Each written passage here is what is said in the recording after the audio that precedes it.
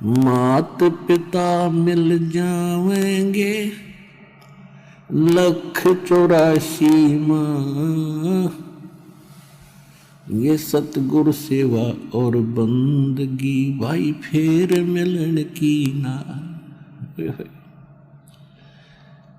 कितना महत्व दिया है सतगुरु की सेवा, यानी सतगुरु के शरण में आने से, उनके द्वारा बताई गई भक्ति विधि, वो पूजा सेवा करने से कितना लाभ होता है। बंदगी उनके बताए अनुसार सब साधनाएं करनी, ये बड़ी मुश्किल से मिलती है। और जिस कुटुंब में, जिस परिवार में आप रह रहे हो, उसको अपना मान रहे हो, ये तो आपको बहुत मिल जाएंगे। हमारे कुत्ते के जीवन में हम जन्म लेंगे भक्ति ना करके, तो वहाँ भी माता पिता मिलेंगे। कौवे बनेंगे, वहाँ भी माता पिता मिल जाएंगे, संतान मिल जाएगी। गधे बनेंगे, वहाँ भी माता पिता मिल जाएंगे। लेकिन ये वस्तु जो आपको मिली है, या फेर मिलन की ना, मात पिता मिल जावेंगे 1,84 माँ, ये सतगुरु सेवा और बंदगी भाई फेर मिलन की ना। सत्संग से जानकारी होती है कि मनुष्य जीवन किस लिए मिला था। जब तक हम संतों के विचार नहीं सुनते, सदग्रंथ नहीं पढ़ते और सत्संग नहीं सुनते, तब तक हम जो क्रिया कर रहे होते हैं उसी को अपना सब कुछ मानकर जुटे हुए होते हैं, समर्पित होते हैं उन कार्यों पर।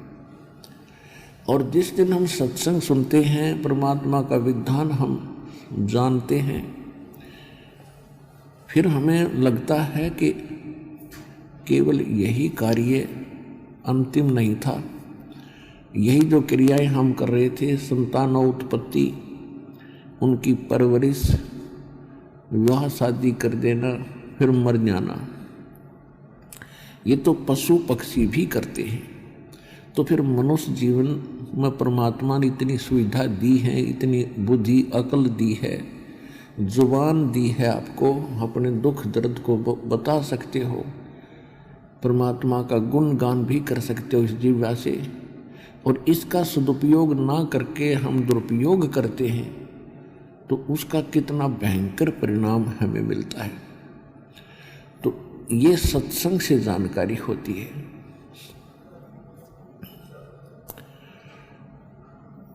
राम नाम रटते रहो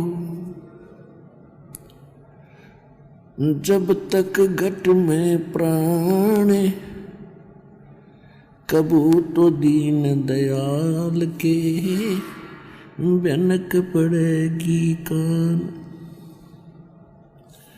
मानुष जन्म पाय कर जो नहीं रटे हरि नाम, जैसे कुआ जल बिना फिर बनवाया किस काम।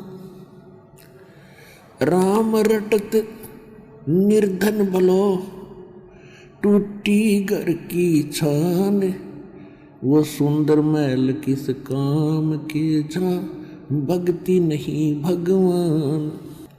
कबीर राम रटत कोड़ी भलो टूटी चू चू पड़े जो चाम, वो सुंदर शरीर किस काम का जा मुख नहीं नाम। कबीर जिव्या तो वाए भली जो रटे हरि नाम।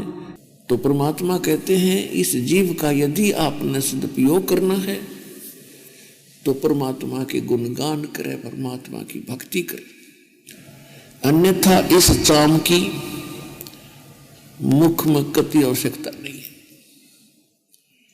अब इससे आपको सहज में समझ आ जाना चाहिए कि इस मनुष्य जीवन की जिह्वा का कितना महत्व है। और ये यदि हम इसका सदुपयोग नहीं करते हैं तो परमात्मा कितने दुखी होंगे आपसे। आदरणीय गरीबदास साहिब जी को भगवान मिले और ये सत्संग समारोह उसी शुभ दिन के उपलक्ष्य में चल रहा है कि सन 1727 में, संवत 1784 में परमात्मा कबीर जी यानी असंख्य ब्रह्मांड के स्वामी, सारी सृष्टि के रचनहार, सबके पालनहार, सतलोक से चलकर इस धरती पर आए थे और गांव छुडानी, जिला झज्जर, हरियाणा में के खेतों में गरीबदास जी गऊ चरा रहे थे। 10 वर्ष के बालक थे, वहाँ उनको मिले थे। उनको सचखंड लेकर गए थे जहाँ परमात्मा रहता है और मोक्ष प्राप्त सभी आत्माएं वहाँ रहती हैं। वहाँ की कैसी सृष्टि है, वहाँ कितना सुख है, और फिर वहाँ से हम यहाँ कैसे फंसे और वहाँ वापस कैसे जाया जाएगा, ये सारा विधान, सब प्रक्रिया परमेश्वर ने उस प्यारी आत्मा गरीबदास जी को बताई और समझाई। तो उस पुण्य आत्मा ने, उस महान आत्मा ने फिर यहाँ आकर के हम सभी के लिए एक अनमोल आँखों देखा उस परमात्मा का हाल और उस सृष्टि का विवरण दिया है। और जो भक्ति नहीं करते उनको कितने कष्ट होंगे, और जो करते भक्ति करते हैं और शास्त्र विरुद्ध करते हैं, सत्य भक्ति नहीं करते, तो वो भी अपना जीवन नाश कर रहे हैं। तो यहाँ कहते हैं, गरीबदास जी कहते, तुमने उस दरगाह का मैल नहीं देखा और धर्मराज के तिल तिल का लिखा। गरीबदास जी कहते, तुमने वो स्थान देखा नहीं, इसलिए गफलत भारी है तुम्हारे को। और वहाँ हमने देखा है कि धर्मराज के अकाउंट में एक एक तिल तिल का, यानी आप सोच भी बुरी करते हो और सोच अच्छी करते हो, ये भी दोनों लिखी जाती है। और क्रियावंत करते हो, उनका तो कहना ही क्या है। टिट्टी के पैर का खुड़का नहीं, शोर नहीं, और उसके पायल बना दे, वो क्या होगी, यानी नॉइसलेस। और अगर उसकी भी थोड़ी बहुत भी आवाज हो जा, मालिक उसको भी सुनता है। तो कहने का भाव ये है कि आप भगवान से डरना भूल गए। क्यों भूल गए? क्योंकि जो भक्ति कर रहे हैं उनको लाभ नहीं हो रहा। और दूसरा ये हो गया कि परमात्मा ने ये एक समय सिलेक्ट किया है हमारे मोक्ष के लिए, और इसमें ये सुविधाएं परमात्मा ने देनी है, जैसे डॉक्टरी इलाज, ऐसी मेडिसिन बनवा दी। पहले सिर में दर्द हो जाया करता, हमने देखा बूढ़े 3-3 दिन सिर का कपड़ा बांध पड़े रहा करते, आए मर गया, आए मर गया। ये बात ठन्ने की गोली खा ले 5 मिनट में ठीक। तो भक्ति करें, तो ये इसलिए देना पड़ा दाता ने कि ये भक्ति कर लेंगे, समय थोड़ा है, नए सिर बांधे पड़े रहेंगे। और फिर समय पर सारी सुविधा दे दी, एजुकेशन दी, ऐसा व्यवस्था बना दी, अपना खेती करो बढ़िया, नीचे जमीन से जल निकालने की कैसी सुविधा, ट्यूबवेल, सारे सिस्टम दिए। इसलिए दिया कि ये थोड़े पहले हमने देखा, इस दास का जन्म एक किसान जाट परिवार में हुआ, और एक खेती को करने में कितनी बरसक प्रयत्न पूरा परिवार लगा रहता था। गेहूं निकालने में 1 महीना लग जाता था, 2-1.5 महीना। उसमें घसीटे जाते हैं, उसके एक किसी झाड़ का छड़ा काट के और बैलों के पीछे बांध के घुमाए जाते। 1 महीने में जाकर तूड़ा बनता, गेहूं अलग होते। और अब वो समय कितना सुविधा दे दी, इसलिए दे दी कि भक्ति करियो, बकवाद ना करियो, इस समय को सदुपयोग करो। और हम सारी बकवादों में शुरू कर दिए, निकाल कर फटाफट गेहूँ फिर कहाँ जाते, गुट्टी लावेंगे, ब्याह शादी में बकवाद करेंगे या राजनीति के गीत गावेंगे। तो ये इसलिए नहीं दिया था, ये इसलिए दिया है कि इस ज्ञान को समझो, मनुष्य जीवन के उद्देश्य को से परिचित हो और फिर इसका सदुपयोग करो। और जब तक हम संसारिक परंपराओं से हटेंगे नहीं तो हम भक्ति नहीं कर सकते, परमात्मा प्राप्ति नहीं कर सकते। तो परमात्मा क्या बताते हैं, जिव्या तो वाहे भली जो रटे हरि नाम, नहीं तो काट के फेंक दियो ये मुख में भलो न जान। अब क्या बताते हैं परमात्मा, गरीबदास जी बता रहे हैं भगवान से प्राप्त उस यथार्थ ज्ञान को कि साहिब से चतला ले रे मन गर्भ गुमानी। साहिब माने भगवान से, चित्त माने अपना ध्यान इधर को कर ले, ए मूर्ख मनुआ।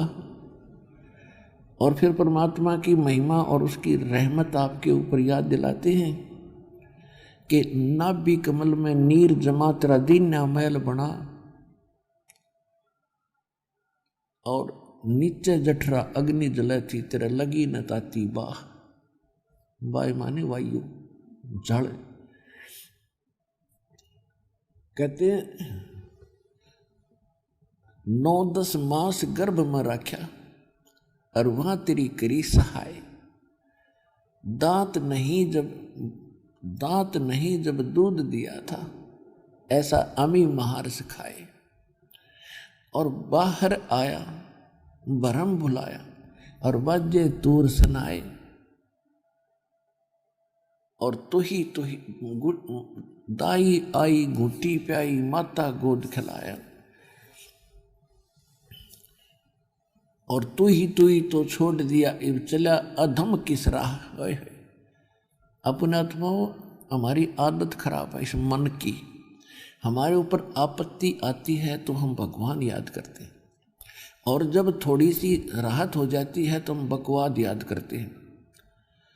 हम 9 महीने माँ के पेट में इतने दुखी होते हैं कि सारी उम्र एक व्यक्ति कुष्ठ रोग से पीड़ित होकर मरे, जो उसको कष्ट हो 50-60 वर्ष में, इतना 9 महीने में इस प्राणी को माँ के गर्भ में कष्ट होता है। विचारने की विषय है कि किसी व्यक्ति को एक बोरी में बांध के और उल्टा लटका दे, पैर सर नीचे न पैर ऊपर न, बांध दे किसी खुट वृक्ष के, तो क्या हालत होगा उसका। कोशिश होगी तब बोरी ने पाट दे, दलते मार मार कर जकलू फट दे। तो इसी प्रकार हम ऐसी स्थिति में ना पैर सीधे होते और वहाँ रहे हैं। और अब क्या चाहते हैं, लंबी चौड़ी कोठी हो, 5-5 4-4 कमरे हों, और फिर कितने दिन रहेगा इसमें, फिर उसको कोठड़ी माना पड़ेगा जब भक्ति ना करी थे। तो वहाँ माँ के गर्भ में परमात्मा कहते हैं एक मालिक याद था तेरे, वहाँ ना भाई था ना बहन थी, ना माँ था ना बाप थे, और न ही स्त्री थी ना बच्चे थे, वहाँ केवल मालिक था। और जब यहाँ से तेरा गमन होगा, चलना होगा, तब भी अकेला ही होगा। तो जो तेरा पहले भी साथी था, और माँ के पेट में से बाहर आने से पहले, माँ बाहर आते ही माँ के स्तन में दूध दे दिया, क्योंकि तेरे दांत नहीं थे। जो परमात्मा पहले से आपका इतना केयर टेक कर रहा है, इतना आपका ध्यान रख रहा है, क्या आज वो भूलेगा आपको? हम भगवान को भूल के अपनी चतुरता से केवल बकवाद तो कर सकते हैं, कर्म बिगाड़ सकते हैं, हम कर्म बना नहीं सकते। कर्म तभी बनेंगे जब हमें भगवान याद रहेगा, तो वो सत्संग में याद दिलाया जाता है। इसलिए सत्संग बहुत जरूरी है प्राणी को सुनना। अब क्या बताते हैं परमात्मा कि तू ही तो छोड़ दिया। जब दुखी होता परमात्मा याद आता है, सुख होते ही बकवाद भाती है। तो क्या कहते हैं कि तू तब तो मालिक ने याद करे था, हे भगवान, हे परमात्मा, तेरे बिना मेरा कोई नहीं, तू ही है, सब कुछ तू है। एक बार मुझे इस नरक से निकाल दाता, तेरी याद घनी करूँगा, और अपना रोजगार के लिए भी करूँगा, लेकिन दाता सारा समय आपको याद करूँगा, क्योंकि उस समय इसको पिछले सभी जन्म याद आते हैं कि मैंने कितने जीवन खो दिए बिना भक्ति के। और बाहर आते ही इन तीनों गुणों का, त्रिगुणमयी माया का ऐसा दुष्प्रभाव पड़ता है, ये सब कुछ भूल जाता। ये काल का भयंकर जाल है और इस जाल को सुलझाने के लिए समर्थ आते हैं और उन वही आकर के फिर ऐसा ज्ञान देते हैं, ऐसी जड़ी देते हैं, ऐसे मंत्र देते हैं जो उस मूर्छा को ठीक करते हैं जो त्रिगुणमयी माया के द्वारा हमारे ऊपर छा गई है। कबीर ये माया अटपटी सब गट आण अड़ी, किस किस को समझाऊं या कुएं भांग पड़ी। 21 ब्रह्मांड के इस कुएं में इस काल ने त्रिगुणमयी माया की भांग डाल रखी है। अब इसका सबका नशा है, एक जैसी भाषा, एक जैसे विचार, एक जैसे क्रम। अब जैसे शराब के ठेके से गुट्टी ला के तो 100 आदमी आ रहे हों रास्ते में, सबकी एक जैसी भाषा, एक जैसी गतिविधि, एक जैसी चाल होगी तो उनका वसे नहीं, क्योंकि वो तो सारे गुट्टी एक जैसी ला रहे हैं। तो इस काल के भांग ने सब पिए बैठे ब्रह्मा विष्णु महेश से लेकर और एक रंग तक। अब सबकी भांग तारणी दाता ने, क्योंकि बच्चे उसके, इसने तो भांग पे आकर अपना उल्लू सीधा करना इनसे, इनकी क्या क्या विरान माटी हो रही है। कोई कुत्ता बना है, कोई गधा बना है, कोई सूर बना, किसी की टांग कट गई, किसी को कैंसर है, किसी का कुछ हालत हो रही है, किसी का बेटा मर गया, किसी की बेटी मर रही है, हाहाकार मची। और बाकी शेष ये सोचे हमारे कुछ नहीं हो रहा, तो ना जाने कब बिजली गिर जाएगी जो आज ये सोच रहे हमारा हम ठीक हैं। इसे गंदे लोक में हम अपने आप को कुशल समझ रहे। तो क्या बता रहे हैं कि तू ही तो छोड़ दिया इब चला अधम किस राह। अब परमात्मा आके फिर इस भांग को उतारने के ये एंटीबायोटिक देते हैं, ज्ञान सुनाते हैं, स्वयं आते हैं, क्योंकि परमात्मा के बिना हमारे को सत्य ज्ञान कोई दे नहीं सकता।